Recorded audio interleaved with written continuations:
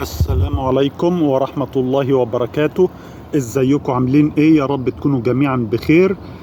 حضراتكم في الفيديو ده برد على فيديو جميل لأستاذنا الفاضل محمود سعيد حفظه الله.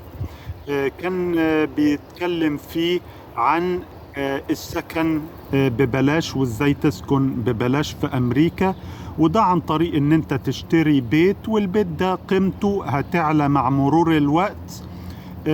فلما تيجي تبيعه هتكسب فيه وتعوض خسايرك او تعوض الفلوس اللي انت صرفتها.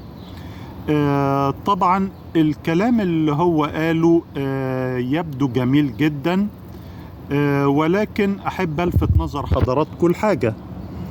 طبعا الداون بيمنت او المبلغ اللي انت لازم تحطه في البدايه لما بتيجي تشتري البيت، سواء كان المبلغ ده 50,000 دولار 100,000 دولار، ايا كان المبلغ ده مش مع كل الناس، بس عشان الناس تبقى فاهمه النقطه دي. النقطه التانيه ان في الفترة الحالية شراء البيوت مش فكرة كويسة على الإطلاق. ليه؟ لأن زمان لما كانت الفايدة المركبة، بتكلم عن فايدة مركبة مش فايدة بسيطة، على البيت، خلينا نفترض ان انت بتدفع 400 دولار قسط. لو بتتكلم عن 2% فايدة مركبة، ففي هذه الحالة هذه ال 2% فايدة مركبة على ال 400 دولار قسط بتعني 1100 دولار فايدة مركبة، لأنها على 30 سنة. ف 1100 زائد ال 400 بيكونوا ال 1500 في الشهر، اللي هو المورجج أو القسط بالفايدة اللي عليه. طيب حضراتكم دلوقتي بقى احنا بنتكلم عن فايدة 6% أو 7%. حضراتكم ليكم انكم تتخيلوا كل 400 دولار هيبقى عليها مبلغ قد ايه؟ احنا لما كنا بنتكلم عن 2% كان ال 400 دولار قسط عليهم 1100. لك ان تتخيل لما تبقى الفايدة مش 2% بقى تبقى 7%، ساعتها الفلوس اللي هي الفايدة على هذا القسط هتساوي كام؟ ده لو القسط قليل و400 دولار، لك أن تتخيل بقى لو إن القسط ده 1000 دولار، يعني أنت دخلت في أرقام فلكية مرعبة. ولهذا في الفترة الحالية يا إخوانا شراء البيوت واقف أو ضعيف إن وجد. ليه؟ لأن الفايدة على القسط بتاع البيت عالية جدا جدا جدا، فعشان كده شراء البيوت ضعيف أو واقف تقريبا. فحضراتكم فكرة انك تشتري بيت فيها المشكلة دي حاليا. طيب هل دي المشكلة الوحيدة في شراء البيوت؟ لا يا اخوانا، مش دي المشكلة الوحيدة، ده في مشاكل تانية. مثلا اقول لحضراتكم ان لما نيجي نتكلم عن ان انت تتعثر في سداد القسط بتاع البيت، عارفين ده معناه ايه لمدة 6 شهور الى سنة؟ ده معناه ان البنك اللي هو اقرضك تمن البيت بمنتهى البساطة هيصادر البيت منك، ويضيع عليك 100,000 دولار اللي انت حطيتهم قسط مبدئي في البيت، ويضيع عليك كل الفلوس اللي انت دفعتها. خلينا مثلا نقول انت مفروض تدفع تمن البيت على 30 سنة، فات 25 سنة منهم، وبعد كده تعثرت في السداد. بعد ال 25 سنة دول كل الفلوس اللي دفعتها في ال 25 سنة دي هتضيع عليك. معايا حضراتكم؟ مش هيشفع لك ان انت باقي لك 5 سنين او باقي لك سنة. البنك هياخد منك البيت لو انت تعثرت في السداد.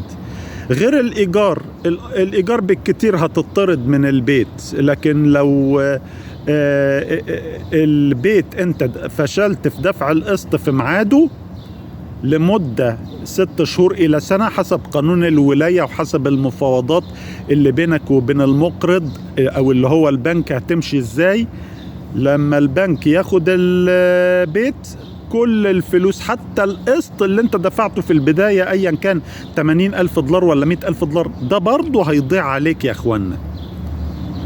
فبس اوضح لحضراتكم النقطة دي برضه.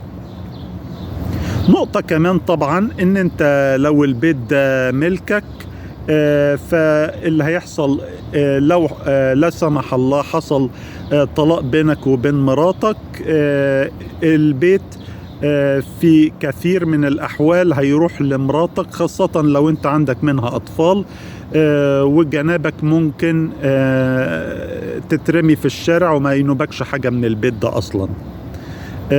بس ده عيب آخر من عيوب شراء البيت. نيجي بقى لموضوع البيع يا اخوانا. موضوع البيع مش سهل، وموضوع انك تأجر سكن لإنسان، موضوع انك تأجر واحد يدفع لك ايجار، موضوع اسف انك تخلي واحد تجيب ساكن يدفع لك ايجار، ده موضوع مش سهل، وان كان يتوقف على موقع البيت بتاعك. فدي حاجة. الحاجة التانية ان احيانا الساكن اللي بتجيبه ده ممكن يبلطج عليك 6 شهور الى او سنة ما يدفعش، وانت تكون ملزم انك تدفع الفواتير اللي على البيت، كهرباء ومية وغاز ووقود، وتدفع الضرايب اللي على البيت، وتدفع قسط البيت، رغم ان الساكن ما بيدفعش. وحذاري انك تقول للمقرض انا الساكن ما بيدفعليش فانا مش هدفع لك يا بنك، لان في الحالة دي البنك هياخد منك البيت والفلوس تضيع عليك. فموضوع يا اخوانا شراء البيوت وبيع البيوت مش بالسهولة اللي الناس متصوراها. حتى انت لما بتيجي بتبيع البيت هتلاقي كل الناس عايزة تاخد منك هذا البيت ببلاش، ودي الحقيقة اللي ناس كتير جايز ما تقولها لكش، بس انت صعب انك انت تبيع البيت بالقيمة العادلة. بمعنى أستاذ محمود أستاذنا الفاضل محمود سعيد قال لك إن أنت قيمة البيت دلوقتي بقت كذا، ماشي، قيمة البيت دلوقتي بقت كذا، ولكن مش سهل إنك تبيعه بهذا الكذا أو بهذه القيمة العادلة للبيت، لأن كل اللي بيجولك بيكونوا في نسبة كبيرة منهم ويندو شوبرز جايين يتفرجوا بس. اما اللي جاي يشتري وفعلا وجاد فده ممكن يكون معهوش فلوس كافية او معاه ومش عايز يدفع.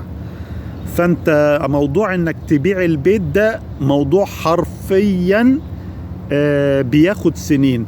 انا يا اخوانا اعرف ناس كتير اصحاب بيوت وكلهم بيقولوا لي ان موضوع انك انت تبقى ساكن في بيتك هو موضوع مجهد.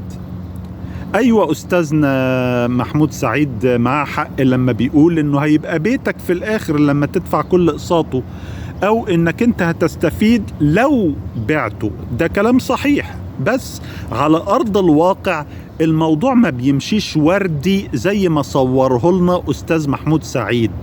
ما بيحصلش ان الموضوع بيمشي وردي او بيمشي بالبساطة دي. موضوع الشراء لازم تدفع الداون بيمنت، ولازم انك انت طبعا تستوفي شروط معينة دلوقتي، وشروط صعبة عشان البنك يقرضك. لازم تبين موقفك من الضرائب في السنين اللي فاتت، لازم حاجات كتير يا اخوانا، واوراق كتير تتعمل عشان خاطر البنك يقرضك. وفي البيع في النهاية الموضوع برضو مش سهل انك تلاقي مشتري هيشتري منك البيت بسعر عادل. فأرجو أن الصورة تكون وضحت للناس، وأشكركم على المشاهدة، والسلام عليكم ورحمة الله وبركاته.